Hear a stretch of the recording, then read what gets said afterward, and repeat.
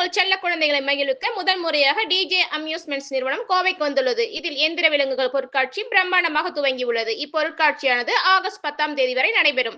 இடம் கோவை செட்டிப்பாளையம் சாலை, மலுமிச்சம்பட்டி. அனைவரும் வாரீர், குழந்தைகள் விளையாடி மகிழ்வதை பாரீர். தமிழகத்தின் மறைந்த முன்னாள் முதல்வரான காமராஜரின் 123வது பிறந்த நாளான இன்று கல்வி வளர்ச்சி தினமாக கடைபிடிக்கப்படுகிறது. இந்நிலையில் கோவை மேற்கு மாவட்டத்திற்கு உட்பட்ட செல்வபுரம் பகுதியில் உள்ள நாடார் சங்க கட்டிடத்தில் பெருந்தலைவர் காமராஜர் திருவுருவ படத்திற்கு கோவை மேற்கு மாவட்டம் அம்மா மக்கள் முன்னேற்ற கழகம் சார்பில் மாவட்ட கழக செயலாளர் SR சதீஷ்குமார் தலைமையில் மாலை அணிவித்து மரியாதை செலுத்தப்பட்டது. தொடர்ந்து செல்வபுரம் பகுதியில் உள்ள கோயமுத்தூர் மாநகராட்சி ஆரம்ப பள்ளியில் படிக்கும் 500 மாணவர்களுக்கு இலவச நோட்டு புத்தகங்கள், பேனா, பென்சில், பாட உபகரணங்கள் வழங்கினார்.